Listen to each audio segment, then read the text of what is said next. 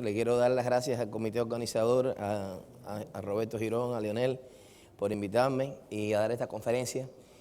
Quiero hablar de esofagitis eosinofílica y voy a ver cómo puedo, ya que hay muchos pediatras aquí, cómo ustedes pueden también saber la diferencia entre si los síntomas son por reflujo gastroesofágico o es por esofagitis eosinofílica.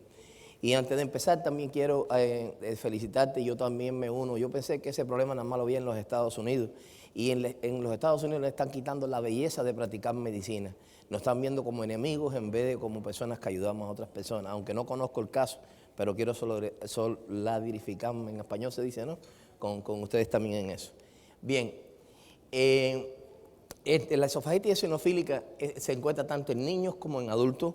Es una infiltración severa de eosinófilos en el esófago, sobre todo cuando uno hace la biopsia, y no responde o responde parcialmente solamente a bloqueadores de la producción de ácido como ranitidina o Nexium o omeprazol. Tienden a responder muy poco, no mucho. Lo que de verdad responden es a cuando tú le quitas a lo que el paciente es alérgico a. Y si el mensaje que puedo mandar hoy para la casa a ustedes es dieta, dieta, dieta, dieta. Los medicamentos después hablaré de ellos, pero uno removiendo lo que el paciente es alérgico a, es increíble el cambio que hay en estos pacientes. Se reconoció desde el año 1995, pero últimamente hay un brote que yo estoy diagnosticando entre 3 a 4 niños mensual con esofagitis eosinofílica. Y la razón que creemos a lo mejor es que siempre ha existido, pero nos hemos vuelto mucho mejor en haciendo endoscopía. Tenemos unos endoscopios de mucha más resolución. Los patólogos ya buscan más por esto. Antes te decían, hay eosinófilos en el esófago. Hoy en día yo, cuando lo sospecho, le digo al patólogo, yo quiero que tú me digas a mí cuántos eosinófilos hay en la biopsia que yo estoy haciendo. Y siempre hay que hacer 2 biopsias y le voy a decir por qué. Bien, es una cosa que está en el mundo entero. En los Estados Unidos, como le estoy diciendo, cada día estoy viendo más. Está en Europa, en Japón, en Brasil, Australia. Si miramos las estadísticas, hay un caso por cada 10.000 niños cada año en los Estados Unidos en este estudio que se hizo. Y si miramos en los adultos, 1.4 por cada 100.000 adultos tienen esofagitis eosinofílica, aunque a veces la presentación es diferente en los dos. Bien. No todo el eosinófilo que hay en el esófago es causado por esofagitis eosinofílica. Ahí puede ser, por ejemplo, giardia puede ocasionar eosinofilia. El reflujo gastroesofágico ocasiona un poco de eosinofilia, pero casi siempre, después les voy a demostrar, es menos de 5 por campo. Pueden haber enfermedades autoinmunes, por ejemplo, ahora hay correlación entre celiac disease y esofagitis eosinofílica. Tengo 3 casos de eso. Inclusive yo estoy presentando un abstracto ahora en el NASPGHAN dentro de 3 semanas con una niña con esofagitis eosinofílica. Y después no esofagitis eosinofílica, gastroenteritis eosinofílica, que es una diferencia. También hemos visto correlación en personas con enfermedad inflamatoria del intestino, como Crohn's, colitis ulcerativa, que también tienen esofagitis eosinofílica. Y es por alergia. Si miramos en reflujo gastroesofágico, cuando hacemos la biopsia, siempre tú tienes que hacer 2 biopsias, una a 2 centímetros del esfínter y otra en el miresófagos. Y hay veces que yo hago otra arriba. Y yo le digo al patólogo, yo quiero que tú me des un conteo de eosinófilos en cada una de ellas. Si está por encima de 20, por cada campo, le decimos high power field, el campo alto, ya sabemos que ese paciente tiene esofagitis eosinofílica y trabajamos junto con los alergólogos. Y les voy a explicar qué es lo que hacemos. Y estos pacientes no responden a bloqueadores de la producción de ácido ni aunque tú le hagas una funduplicación. A lo que ellos responden es a remover el alergeno, a que el paciente es alérgico a, o a través hay que darle cierto tratamiento con esteroides, que hablaremos después de eso. Ahora, ¿cuál es la etiología? Son aeroalergenos, porque puede ser, se ha visto en algunos estudios que es más frecuente en invierno. Otros estudios que les voy a enseñar después se demostró que era de octubre a noviembre hasta diciembre más frecuente. Se puede ser que sean causas no alergénicas o autoinmunes, pero autoinmunes no que es primaria, porque hay una diferencia entre esofagitis eosinofílica y gastroenteritis eosinofílica. Son dos, hay científicos diciendo que son dos cosas totalmente diferentes. El caso que yo estoy presentando fue una niña que se presentó con una albúmina de 1.6, con distensión abdominal, tenía 2 años, edema. Todo el mundo dijo, esto es síndrome nefrótico. Cuando le hacen la orina es totalmente negativa para proteínas. Cuando le hacemos la endoscopía, tiene una gastroenteritis eosinofílica, tenía eosinófilos desde el duodeno hasta el estómago, hasta el esófago. Es así, lo más probable que puede ser que sea autoinmune, pero la esofagitis eosinofílica, como primariamente sea, no. Tú podrás tener a lo mejor vitiligo y desarrollar esofagitis eosinofílica, pero la mayoría de los casos, todos, la mayoría de ellos se cree que es alergia. Si tú miras a estos individuos, el 60% de ellos hay historia de rinitis, hay historia de asma, hay historia de eczema, y 20 a 40% hay historia familiar. Por eso en la próxima charla que yo dé sobre alergias a la proteína de la leche de vaca, yo voy a hablar mucho y enfatizar mucho en por qué yo uso diferentes fórmulas y cuándo yo utilizo en infante la fórmula y por qué. Y si, la historia familiar es muy, muy importante en estos pacientes. Bien, hay 2 tipos de esofagitis eosinofílica o por alergia, que la hablaré más en detalle en la próxima charla.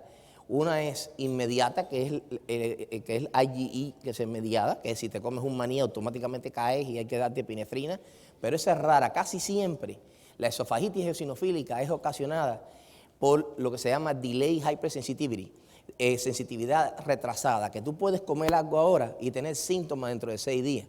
Si yo le pregunto a uno de ustedes, ¿qué tú comiste, Carlos, hace 6 días? Yo no me recuerdo. Entonces, es muy difícil de poder correlacionar la sintomatología con lo que el paciente comió. Y por eso digo que no es inmediata. La inflamación en el esófago puede tardar días y la sintomatología también desarrollar días después. Casi siempre el paciente no puede decirte, doctor, yo me comí esto y esto fue lo que me ocasionó a mí, que yo me sintiera mal, que tuviera, por ejemplo, disfagia, que no puedo tragar bien, que acidez. Y como digo, la sintomatología puede tardar hasta días a semana en quitarse después que tú le quitas a lo que el paciente es alérgico a. ¿Cuál es la sintomatología? Depende de la edad.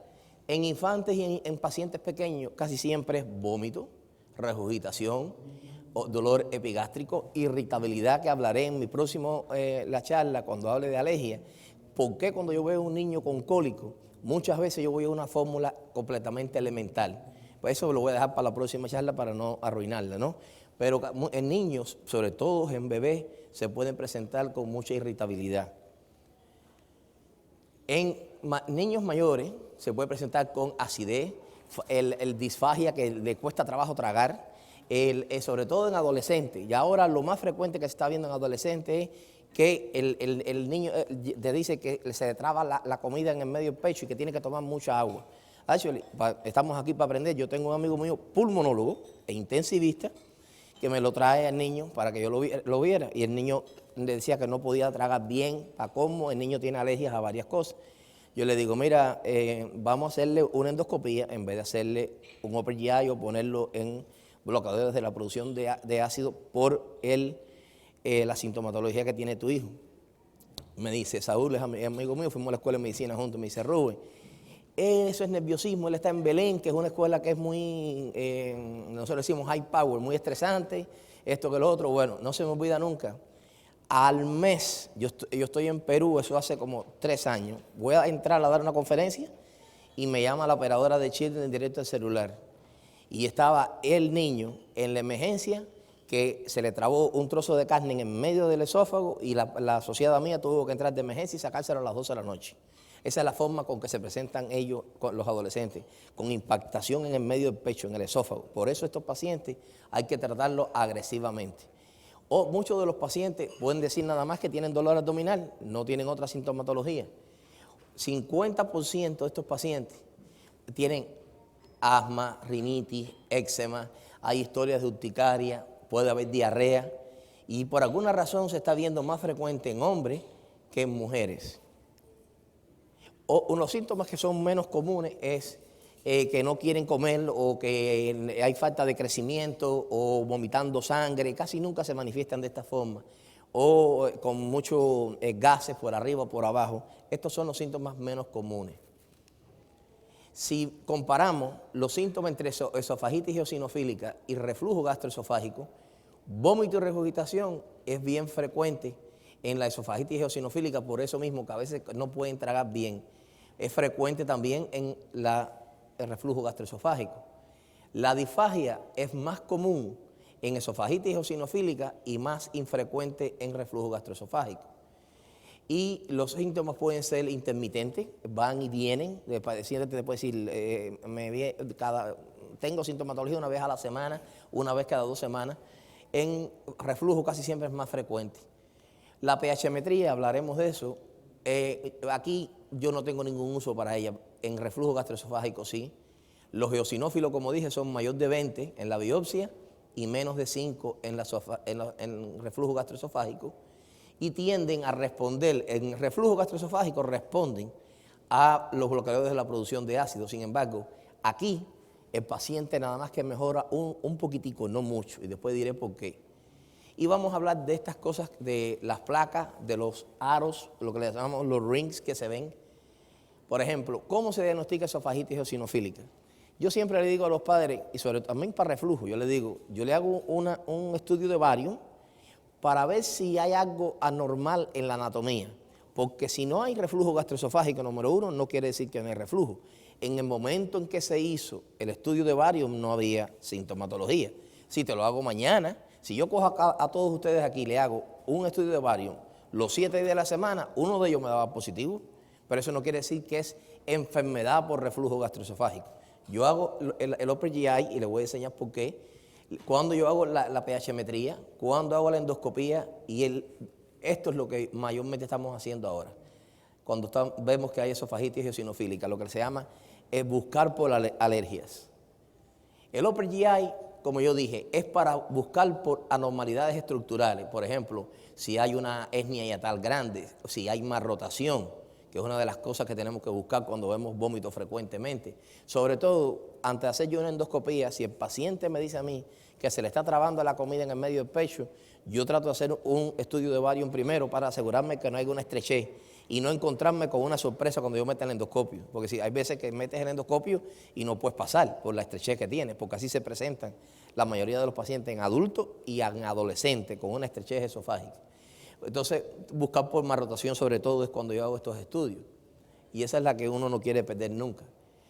¿Cuál es el problema del estudio de barium? Incluyendo, por ejemplo, Children's Hospital, que nosotros hacemos esto frecuentemente. Depende también, como dijeron ahorita, el técnico quien lo haga. Yo puedo inducirle a cualquiera de ustedes a tener reflujo, de acuerdo a la cantidad de barium que yo ponga. Tiene una sensitividad alta, pero una especificidad baja. Puede haber un falso positivo en 30%, de acuerdo al técnico que lo haga y en la forma en que lo haga, y un falso negativo en un 14%. Ahora, en una institución buena, si hay reflujo significativo, tú puedes diagnosticar reflujo gastroesofágico en un 75% de los pacientes. Y estos son los típicos, que se los voy a enseñar después en una endoscopía de un paciente mío, lo que le llamamos los rings, que se forman, lo que le llaman traquealización del esófago, que parece una tráquea cuando uno hace la endoscopía. Y esto es visto en un estudio de barium. La pHmetría, yo no la hago rutinariamente si estoy sospechando esofagitis eosinofílica. Número 1, no me va a decir mucho. Si me dice que tienes acidez, cualquier inflamación en el esófago puede ocasionar que haya reflujo gastroesofágico. Y hay veces que uno también la hace, y estoy seguro que a lo mejor todos nosotros hacemos lo mismo aquí también. Si hay un paciente que lo estamos tratando por reflujo, un infante, que no está respondiendo a bloqueadores de la producción de ácido, entonces uno le hace la pHmetría a ver dónde tú estás, si tengo que subir el medicamento, si tengo que cambiar de medicamento, si tengo que añadirle a lo mejor lo que le decimos calafate o sucalfate, que es un coating, le dicen un protector de la mucosa gástrica y la mucosa esofágica. Hay veces que se hace esto si el paciente no responde. La manometría no tiene ningún uso en el diagnóstico de esofagitis eosinofílica. La única indicación que yo hago manometría, y yo no la hago, se la doy a los adultos, que son los que más experiencia tienen, haciendo manometría es cuando hay acalasia, estoy sospechando un escleroderma, una cosa así del esófago, pero cualquier inflamación en el esófago puede ocasionar dismotilidad y la manometría te puede salir anormal. No hay indicación ninguna para hacer la manometría. Como se dice en inglés, gold standard, la indicación para diagnosticar esofagitis eosinofílica es esta, endoscopía. Si yo ahora cojo un fellow o un residente y le digo, hazme una endoscopía, y él ve esto, él sale corriendo creyendo que está metido en la tráquea, porque esto parece la tráquea. Esto es lo que se llama traquealización del esófago. Esto parece exudados de cándida. Si aquí tú no haces una biopsia a 2 centímetros, a 4 centímetros y en el esófago proximal, cualquiera que hace esta endoscopía, el paciente se va para la casa en fluconazol. Ahí yo le digo al patólogo, yo quiero un conteo de eosinófilos y también búscame por cándida. Si el conteo de eosinófilos está por encima de 20, es esofagitis eosinofílica y la tienes que tratar totalmente diferente porque te pueden llegar con una estrechez esofágica al tiempo. ¿Por qué se cree que esos aros se forman? Solamente esto es para nosotros los gastroenterólogos, ustedes no tienen, es que se cree que hay una sobreproducción de histamina. Al haber una sobreproducción de histamina, se activa la acetilcolina, ocasiona una contracción en la mucosa muscular en el esófago, ocasiona estrechez en lo que le llaman las fibras musculares, se deforma todo el esófago y se forman esos mucosa rings que ustedes acaban de ver aquí. Y eso es lo que se llama la traquealización. Y de ahí a una estrechez hay un paso. En menos de 3 meses este paciente viene con una estrechez. Bien, como lo dije, así es como luce. Esto es lo que nosotros le decimos abscesos eosinofílicos. Una cantidad de eosinófilos por encima de 20. Yo el otro día tuve un niño con 230 en el esófago, en el miresófago, y 130 acá arriba en el esófago proximal. Y casi 200 abajo. Eso es un niño que tiene esofagitis eosinofílica. Ahora, cuidado, 1/3 de los pacientes puede la mucosa lucir así totalmente normal. Por eso en Estados Unidos, el endoscopista que haga una endoscopía en pediatría y no le haga biopsia es mala práctica. Tienes que hacer biopsias del duodeno, biopsia del antrum, biopsia del fundus y esófago. Es más, que ya el NASPGHAN está recomendando en pacientes celíacos que tú estás sospechando celiac disease, ir hasta la tercera porción, tomar muestra de la tercera porción, segunda porción, duodeno y sal, para asegurarte de que no tengan la enfermedad celíaca y que te lo pongan en potes diferentes, para que así el patólogo pueda buscar bien por los cambios que hay en celiac disease, que no es el tópico de ahora. Bien, este es otro paciente que cualquiera diría que esto es una candidiasis. Antes, cuando yo estaba en entrenamiento, nosotros nos mandábamos a hacer, cuando estaba en la Universidad de Chicago en el 1992, yo terminé en el 94, esto se trataba como una candidiasis, no se mandaba a contar los eosinófilos.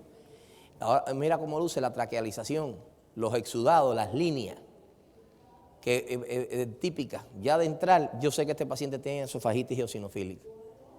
Bien, ¿qué hacemos cuando vemos esto? Enseguida, no yo se lo mando al alergista, yo no tengo nada que meterme en alergia. Hay 2 tipos de examen. Está el no invasivo, que es lo que le dicen el skin prick, que es el de la piel. Está el de sangre. Pero ¿qué pasa? Que esos 2 exámenes son sensitivos, y hay alergistas creo aquí, si es por IgE mediada, o que, por ejemplo, el que haces de piel, si te da positivo ya tú sabes que es IgE mediada, pero puede haber falso positivo, puede haber falso negativo también. Y no detecta la esofagitis eosinofílica, porque acuérdese que le dije que era no IgE mediada, es lo que se llama sensitividad retrasada, que tú cometes algo ahora y puedes desarrollar síntomas después.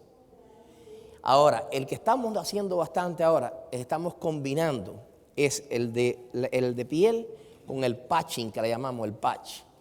El patch fue descubierto desde los 1900, pero ¿qué pasa? No había estandarización. Uno lo hacía de una forma, otro lo hacía de otra.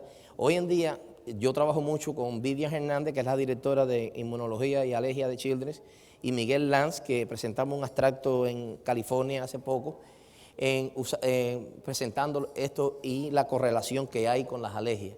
Si tú utilizas lo que le llamamos el skin prick, el de piel, junto con el patching, tú vas a detectar casi 50% de estos pacientes que tienen alergia a algo. Lo vas a detectar, que si nada más que utilizaría el examen de sangre o el de piel. Y aquí este fue lo que yo dije, que en este estudio se demostró que era más bien de julio, agosto, septiembre, octubre, pero otros estudios dicen que es más frecuente en diciembre. Tratamiento para este paciente. Depende de la presentación. Hay 4 tipos de presentación. Está la aguda, que es la más rara, como le pasó al hijo del amigo mío, que trabó el bistec aquí, tenía una esofagitis inmensa. Ese niño lo tuvimos que poner en esteroide intravenoso, después hablaremos de eso. Pero ese es el más raro, que se presenta también con vómitos que no pueden parar. Está el otro paciente que se presenta con síntomas crónicos, similares al reflujo, tienen acidez, te dicen que tienen dolor en el epigastrio, que es a veces después de comer. Está el otro paciente que es intermitente, que dice que cada 3 a 4 semanas, una vez al mes, tiene sintomatología.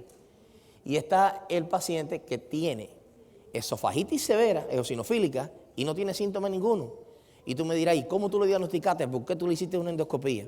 Porque me lo mandaron porque el niño no estaba creciendo y engordando, y el niño tiene a lo mejor celiac, y yo le hice una endoscopía buscando por celiac, y cuando tomo la muestra del esófago hay una cantidad de eosinófilos inmensos.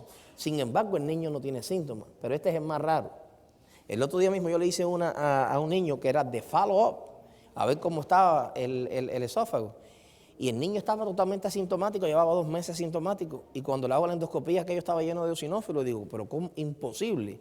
Y tenía las líneas, tenía los exudados, que este niño no tenga síntoma ninguno. Estaba asintomático. Bien, la dilatación, si hay estrechez. La dilatación yo se la doy igual. Hay un dicho que aprendí en mi carrera, conoce tus limitaciones y haz un arma fuerte de ellas. Yo no hago dilataciones frecuentemente, yo se la doy a los cirujanos. ¿Okay? Yo no me voy a tirar a hacer una cosa que yo hago una vez al año. Yo hago lo que yo hago diariamente prácticamente. Yo se la doy y trato de tratar a esos pacientes médicamente antes de hacer la dilatación, con esteroides, si es una cosa severa lo que tienen ellos, antes que entre el cirujano a hacer la dilatación para bajar un poquito la inflamación. La fundoplicación dije que no tiene ningún rol aquí. Si tú le haces fundoplicación, este paciente no va a mejorar, va a seguir con sintomatología porque no removiste lo que él es alérgico a, y eso es lo que hay que quitar. Y acuérdense que no es porque hay mucho ácido produciendo, es porque hay un release de histamina y hay una inflamación por eosinófilo, no por el ácido. Los bloqueadores de la producción de ácido tienen una mejoría solamente parcial, y es porque, claro, hay inflamación en el esófago, hay daño en el esófago, y vas a tener un poquito de reflujo, y el paciente mejora un poquito con el proton pump, los inhibidores de la bomba de protón, pero no es que se van a curar completamente. Los corticosteroides, es verdad que inmediatamente el paciente mejora, inmediatamente el paciente puede empezar a tragar, el paciente mejora, pero ¿qué pasa? Las complicaciones. Tú no puedes tener un paciente en corticosteroides por mucho tiempo. Uno trata de utilizarlo por periodo corto y en casos severos solamente. Y cuando lo utilizo, cuando hay disfagia severa, cuando hay impacción, cuando hay estrechez, y en pequeño tiempo solamente lo utilizo. Hubo un estudio, y esto es para que ustedes sepan, que cogieron las dosis de Flovent o fluticasone inhalado, y el paciente lo aspiraba, lo tragaba, y se demostró que hubo un poco de mejoría con eso. Pero hay que utilizar dosis muy altas con esto, y no todo niño puede darse un aerosol y tragárselo, es bastante difícil. Y hay preocupación con cándida, utilizándola así, y también que hay una alteración en las glándulas adrenales y la producción de las hormonas adrenales, ¿no? Ahora, este fue el extracto que nosotros presentamos. Cogimos Budesonide, Pulmicort, en suspensión oral de 1 a 2 miligramos por día. Le decíamos al paciente que no ingiriera nada sólido ni líquido por 30 minutos. Niños menos de 10 años le dábamos 1 miligramo, y niños mayores de 10 años le dábamos 2 miligramos. Cogimos, aquí es 0.5, no 5, 0.5 miligramos de Pulmicort, y cada paquete es 1 gramo, de Splenda y se mezclaba con 5 paquetes de Splenda y se hacía un total de 8 a 10 ml. Y entonces con eso el niño se lo traga líquidamente y el niño mejora significativamente y se trata a veces por 2, 3 meses. Y casi siempre con los inmunólogos que yo trabajo, ellos me dicen, Rubén, antes de quitar el Pulmicort o antes de empezar a darle lo que el niño es alérgico a, quiero que me le hagas un follow-up endoscopy. Y yo le hago una endoscopía de seguimiento y ahí decidimos qué vamos a hacer. Y este fue el estudio prospectivo que se hizo en el año 2007 y que mejoraron inclusive pacientes con eczema, con alergia. Muchos de los pacientes ya habían sido tratados con otra cosa y no habían respondido y respondieron al Pulmicort oral significativamente. Algunos han tratado Singulair, no ha habido ninguna mejoría con esto, muy poca con el Singulair. El Cromolyn no tiene beneficio ninguno en tratamiento de esofagitis eosinofílica. Y han tratado ahora lo que le dicen interleukin 5, algunos de ellos, y esto sí, en un estudio que les voy a presentar ahora aquí, cogieron 4 niños y los trataron y mejoraron significativamente, pero es lo que le llaman el mepolizumab, pero necesitan más estudios multicenter de verdad para desarrollar esto. Ahora lo que estamos recomendando es dieta y el Pulmicort. Esta es la dosis de los inhibidores de la bomba de ácido, los corticosteroides, los leukotriene receptors, lo que más o menos se recomienda, pero lo que quiero que se vayan para la casa es lo que se llama elimination diet, o el uso de una fórmula elemental, y eso vamos a hacer hincapié en esto. Si el paciente le hacemos las alergias, y hay veces que un 50% de ellos me puede dar negativo a todo. ¿Qué hacemos? Inmediatamente removemos, no leche, no soy, porque en la próxima charla mía se lo voy a decir. Por ejemplo, sobre todo los infantes, tienen un 50% de cross-reacción. Si tú eres alérgico a la proteína de la leche de vaca, vas a tener 50% de cross-reacción cruzada a la soya. Le decimos no huevo, no gluten, no wheat, no nuts y no nada que tenga shellfish, ¿no? Exacto. Eso es lo que hacemos. Si el examen nos dio negativo, si el examen nos da positivo, entonces lo que hacemos es le removemos lo que el paciente es alérgico a y se lo introducimos dentro de 3 a 4 meses, le volvemos a empezar todo. Ahora, han habido casos, inclusive la doctora Liz Rand, que era PL3 mío, ella está ahora en CHOPS. Cuando yo estaba en la Universidad de Chicago, ella fue mi tercer año. Ella publicó recientemente un caso donde el niño tenía 16 años y el niño tuvo que estar 6 meses en una fórmula totalmente elemental, aminoácido pura. Esa fórmula, el problema es que el sabor es malo, es difícil, pero ¿qué pasa?